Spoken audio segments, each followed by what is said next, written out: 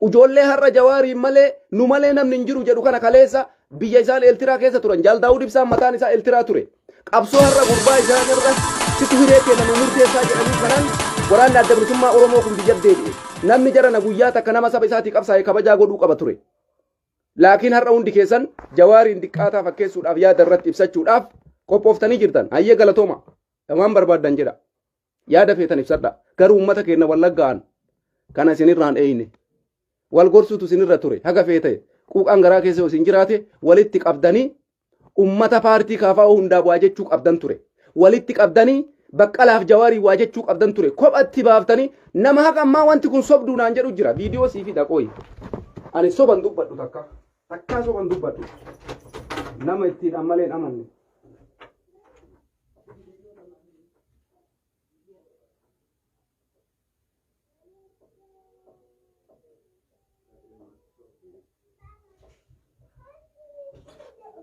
Ya, strong glass.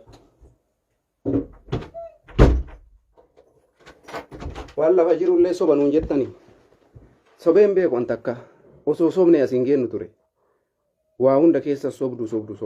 Viidiyoo jira bar. Qaabatamatti jira bar. Maal taatan isin? Waan sobaan dubbannu. Maa sobnamaa? Sobni maalii barbaachise? Wanni sobnuuf hin jiru. Lubbuu namaatiin hin taphannu. Nu soban barbaannu. Ijoollee san irratti silaa namni ilma gandaa namaan jechuun duratti nama waan hin taane dubbatu sirreessuu qaba ture. Gorfamuu qaba ture. Kuni sirrii miti jedhan. Akka paartiititti gaafii dhiyeessuu qabna. Badiillee yoo dalate badiin ammoo hin jiru. Karaa nagaa qabsoofna jechuun badiin jiru. Gadi bahee namni uummata abaaraa jiru hin jiru. Sinii galee kanaaf hedduu nama dhukkubsaa. Waliin caqaaca'inu addunyaan teekinooloojiin ka ture ilma gandaati anisaa. Ilma gandaatiin wayita isaan achitti baqqalaa kophatti baasanii galatuun jedhaniin maalakki wanni dhiifnu takka hin jiru. Dhugama jirtu dubbannee namni kaleessa nu arrabsu namni kaleessa nu duulumarti waan deemaa jiru haa argu manni keenya. Nuti sababa malee waan tokko wanni hin jennu. Warra kaleessa sagalee guddiftuu irraa fuudhuu dadhabanii Jawaar diqqeessuuf jecha sadarkaa san ga'e homaa miti.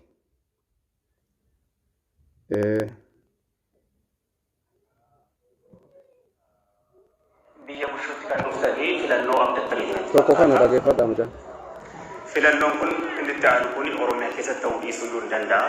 Isa kana dhaggeeffadha. Yoo ta'e immoo Abiyyi waggaa 30 fi PP'n Oromiyaan bushuu taanaanii eenyuyyuu biyya kana bushuu hin danda'u jedhee jira. Kanaatiifi ufumaa dadhabduu jechuudha. Lammaffaan immoo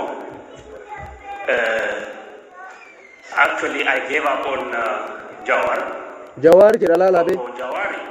Jawaari bakka. Hedduu jaalladha. Galatu. Waan baay'ee hojjetteetta. Garuu uummata Oromoo dhagaa hin jirtu. Jawaariin kophatti baase amma. Garuu Jawaar akka paartiitti qabsaa jira. Baqqalaan achi bira ta'a. Jawaar jedhee kophatti baasee Oromoo dhagaa hin jirtu. Baqqalaa maa biraan biste itti fufi. Galatu. Suuraa jalqabee ammas dhuftee jirtutti uummanni Oromoo hundumtuu waan isinitti wanta tokkodha. Waa tokko dhagaa hin jirtan. Yaada keessanis jijjiiraa hin jirtan. Noon uummanni Oromoo kan Oromiyaa bilisa baasu kan Oromiyaa abdatee jiru uummanni Oromoo wabooti. Waboo malee eessayyuu geenyuu hin dandeenye. Qawwee malee eessayyuu geenyuu hin dandeenye. Biyyi Itoophiyaa sun yoo Oromiyaan bilisoomte qofa bilisummaa Oromootti aaneeti biyyi sun kan bilisoomuu danda'u. Kanaatiif Oromiyaa bilisoomsina, waboo duukaa dhaabanna, qawwee binna, ni moona. Kanuma duwwaatu nu baasaa wanta jettanii obbo Jawaar afaan mi'aawaatiin uummata keenya lammaffaa yookaan sadaffaa hin dogoggorsiin. Amma asitti ilaalame Jawaar akka paartiitti qabsaayaa jira. Paartii kaafaa kana mara keessaa namni afaan mi'aayee Oromoo dogoggorsaa jiru Jawaar godhan jechuudha. Galatooma. Kanaatiif gaaffii isa dhumaa obbo Jawaar kanan gaafadhu maaliif waboorratti konfidensi hin qabdu? Why? Waboon ijaarame isa durii caalaa harka 100 cimee biyya Oromiyaa miti biyya Itoophiyaa sana bushuu ka'amuu danda'u humna godhatee jira. akka durii maal jedhamee hamatamu hin jiru waboobir oromiyaa hundumaa keessatti qixxummaatiin naannummaa tokko malee dhaabatee jira. Kanaaf maaliif konfidensiin kee waboorraa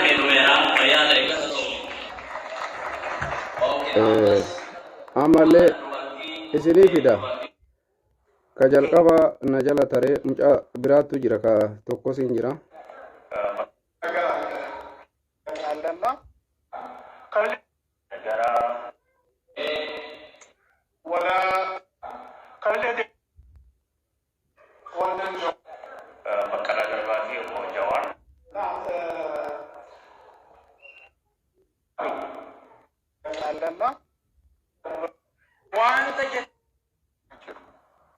Tasi masana nachi polisi no. Yes, you.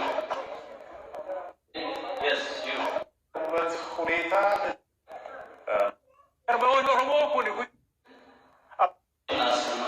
Arba'un Oromo kuni. Agar biyala. Mangkuto. Undesa ko.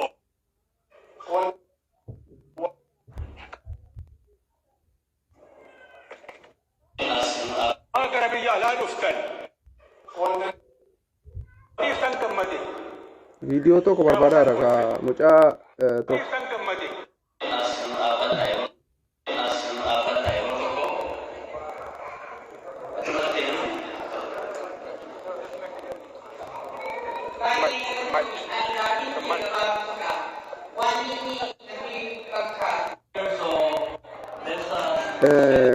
Stage manager waan ta'eefan of gaafii mucaa san viidiyoo isaa arganne isinii fiduu danda'a viidiyoo isaa jechuudha.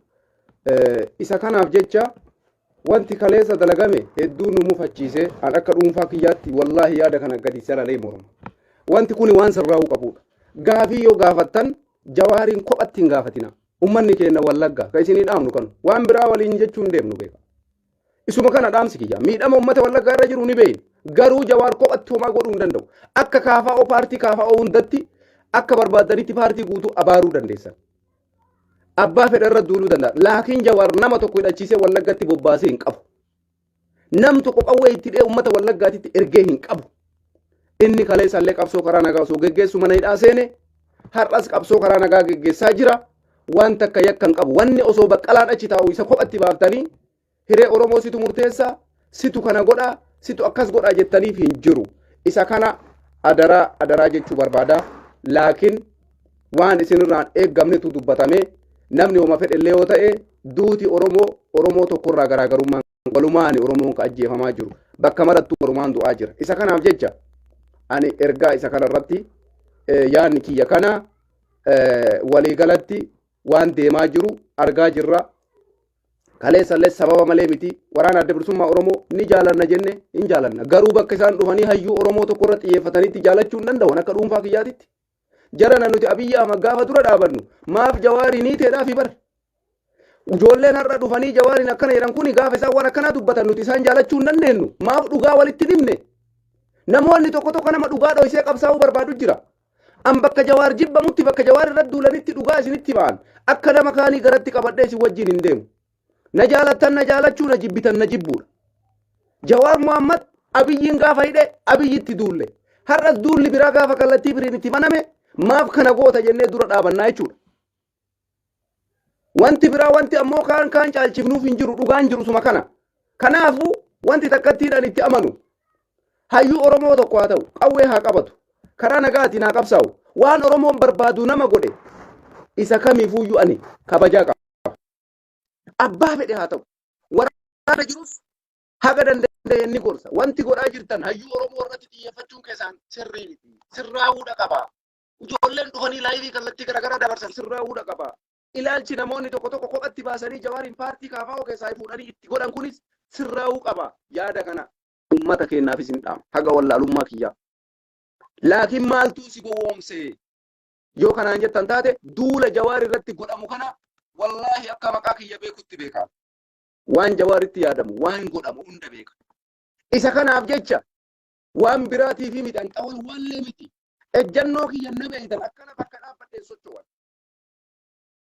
Laakiin waraana adda bilisummaa Oromoo akkuma feene osoo jaalanne kallattii kamiinuu dhufanii duula gara Jawaariin godhamuun taqabbalu. Abbama fedhela. Abiyyis kaleessa waan biraa irraan jibbine. Waan biraa takka irraan jibbine. Abbaan feete waan feete jedhi. Ani waan biraa of keessaan qabu rakkoon kiyya isa kana. Waan kana sirreessuu dandeenyaan haasirraa. Waraanni adda bilisummaa Oromoo qabsaa'ota Oromooti. Maarree hayyuu Oromoo irratti xiyyeeffannoo naa dhaabbatu. Oromoodhaa qabsaanii mi'ee haa qabsaayan. Maarree karaa qabsaa'otaa walii haa kabajnu. Seenaa kaleessaa wayyaadachiisuun bu'aan qabu. Seenaa kaleessaa wayyaadachiisuun bu'aan qabu. Jawaar qabsaayaa Oromooti. Kaafaa'oon paartii Oromooti. Namoonni tokko tokko akka fedhanitti haa yaadan. An isa kana gadi fageessee balaaleffadha. Waan biraa wanni an of keessaa qabu takka illee hin qabu. Bilchiginnas hin taane ari waan Jawaar irratti godhamu waan jibbee nama kaleessa jaaladhu dura dhaabachaa jira. Wanta kana sirreessuu dandeenyaan sirreessuudha. Bakka kun sirraa'uu baatetti ejjennoon kiyya achuma jiran sirraa'uu jechuu kiyya. Kanaaf ani waan biraa of keessaa qabu. Kanaaf uummata keenya obboleewwan keenya Wallaggaa namoonni garaagaraa ganaa gaafii garaagaraa kaasuu deemtantu jira. Yoo dandeessan akka paartiititti gaafii dhiyeessa. Gaafiin kaleessa Ameerikaatti xiyyeeffannaadhaan kophatti Jawaar irra godhame nu mufachiisee jira. Awwaan kana mufii guddaa natti uumee jira. Nama biraan beeku akka sammuu kiyyaatitti hedduu tasgabbii na dhoorge wanni. Isa kanaaf jecha Baqqalaan haguma fedhellee ooluma ganda keessanii taate Jawaarii waliin jira, Kaafaa wajjin jira, itti aanaa durataa paartii Kaafaa'ooti Baqqalaan. Itti himaa isallee akkuma Jawaariin jettan. Sinii galee hiree Oromoositu murteessaa Baqqalaa jira Jawaar gaafa. Baqqalaallee gaafadha. Maalumatu Jawaar kana isin mi'eesse. Isa kana uummanni Oromoo hundi hubachuudha qaba. Nuti waan hin jirre hin jennu waan jiru ammoo ni dubbanne. Aarte aari. Dhiiste dhiisi. Dhugaa yoo fudhatte ammoo hin fudhatta. Dhugaa fudhachuu baannaan akkasiin jira obboleessoo yaada qabdanaaf fakkaate. Galatoomii Ahmadi yaada abbaa. Oma ijoo wayii dubbadhu. Dhaga'uu ture Ahmadi galatoomii interview gaafiif deebii kalee Jawaar Waashingiteeni godhe akkasumas Baqqalaa waliin godhan irratti argee dhageeffadhee jira. Waan hedduu garaa nama nyaatu. Wanni kuni wanna kana durallee beektaa Oromoo tana gutaadhaan qoodee akka qabsoon Oromoon gootituun fiixan baane nu godhe. Fakkeenyaaf gaafii sana keessa laaluudhaaf maal jedhameen seeta. Yoo yaadattu taate Baqqalaadhaan adda baafamee rabbi si haa eegu. Dhaga'uu ture Ahmadi. Baqqalaadhaan rabbi si haa eegu. Rabbi si haa eegu jedhamee jira. Fakkeenyaaf Jawaariinis qabsoo tana walumaan geggeessaa turanii. Keessattuu hundeessaa Kaafa'oo kana kan hundeesse Baqqalaa fi Maraaraa fa'aa Jawaar kaayoo isaan ittiin qabsaa'anii waan itti amaneef itti dabalame malee tokkoffaa wanna kana hundeessine ilaalcha isaanii sirrii ta'uu itti amanee kaayoo isaatiin wal fakkaannaan itti seene wanni Jawaar Mohammadii quba qabamu kun waan tokkummaa Oromoo balleessu qofa osoo hin taane waan Oromoo garbummaa jala kuffisu maali jennaan ani fakkeenyaaf Jawaar Mohammad ni jaaladha ana qofa osoo hin taane uummanni Oromoo ni jaalata. Jawaar Mohammad ilaalchi inni namaaf qabu ilma namaatiif qabu ilaalchi inni siyaasaa keessa qabu ilaalcha qixaati ammallee nama murannoodhaan uummata Oromootiif qabsaayu fuutanii nama tokko gara gandaatti galchitanii wal qoodanii nama tokko wanni jedhame fakkeenyaaf hiree uummata Oromoo inni ana isinii murteessaan jenne namni na amantan namni kaayoo kanatti amantan namni karaa nuti ittiin qabsoomnu kanatti amantan namni Kaafaa'oon karaa ittiin deemu kanatti amantan nu faana bu'uu dandeenya.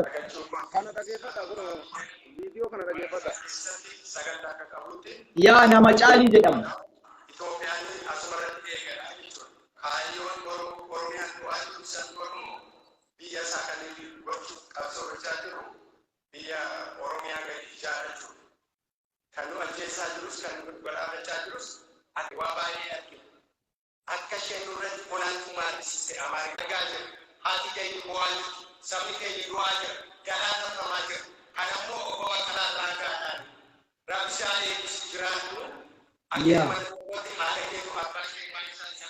Yaa naali bakka kanatti waan jedhame yoo dhageettanii rattanii ummata Oromoo qofa ummanni Oromoo ilmaan gandaa nuun jedhame obbo Baqqalaa galatoomi jedhan Baqqalaan garuu hoogganaa itti ana paartii Kaafaa'ooti yaakii ummata ajaa'ibaati barmannummaan keenya kun galatoomi baqqee jedhan laakiin Jawaar dubbachuu deema haa fixatu nuti waa'ee gandaa keessa jirru Oromoon bichaan haa hubattu.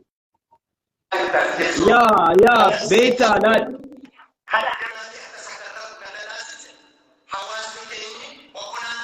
furmaata akka ta'an arganne. Kan nu balaalachaa jiru ammas mootummaa tashallabbee hattuu sooftuu ofiiliyoo maxxanan kan nu salphise. Waan biraatti itti saalfachuu dandeessu ofiiliyoo maxxirootuu galatu saba kana salphisiisee akka namni lamataatti nu godhe Jawaar Mohaammed. Jawaar si jaallata Oromoo hundi keenya akka Lali beekta waan hubanne keessaa beekta. Jawaar Mohaammed situu nu salphisee jechaa jira. Jawaar Mohaammed kaleessa ammoo wayyaalee jalaa bilisa baase dhufte aangoo qabatte. Har'as mana hidhaatii bahe waan biraan goone kaafaa wajjin jira. Kophaa isaatitti maal godhee salphise? Haafiqatu namni kana. Garuu warri sinuumas naa obsaa gaaffii madamuus gaafattee kun galma siyaasaa yookaan akka poolitikaadha goolii kaafaa'ooti Oromoon akka maal goofatu jedha hireen isaa Oromoo naa obsii amaariffaan siyaasa waan naa obsuu maal gaafatu isin hireen uummata Oromoo murteessuudhaan Itoophiyaa keessatti Oromoon akka qabsaa'u hiree isaan murteeffatu immoo sintuu murteessee akka Itoophiyaan jalatti fudhannee amee jennee jiraachuu dhiya fudhannamoo akka dhiiban ta'uu danda'a. Hiree murteeffannaa uummata Oromoo murteeffannamoo sintuu bakka uummata Oromoo jaallatamu biyya jaallatamaa sintuu murteessa.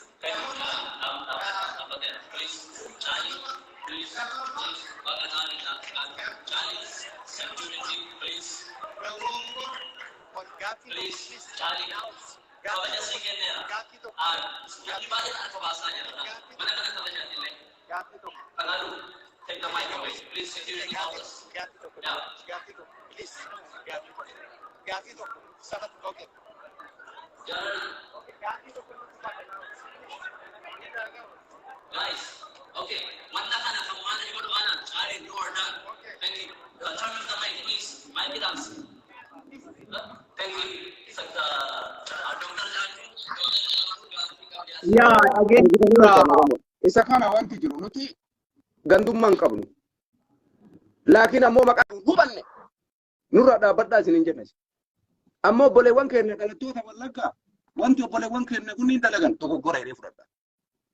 Akka nama dhuunfaa kiyyaati sirraa'uu qaba. Jawaar kophatti waan balleessan qabu kophatti yakkine baqqalaan itti aanaa paartii kaafaa'ooti baqqalaallee Jawaarillee Mararaallee walitti qaba akka paartii kaafaa'ooti abaara. Laakiin jarri kun ilaalchi isaanii kaayoo Oromoo irraa dabne qabsoo karaa nagaati jira. Wanni Jawaar kophatti abaaramuuf hin jiru. Yaada kee xumuraa gabaabsee dubbadhu. Yaada waan baay'ee dubbachuu dhagaa waan dalagamaa jiru hubadhaa isiniin jechuu barbaanneeti.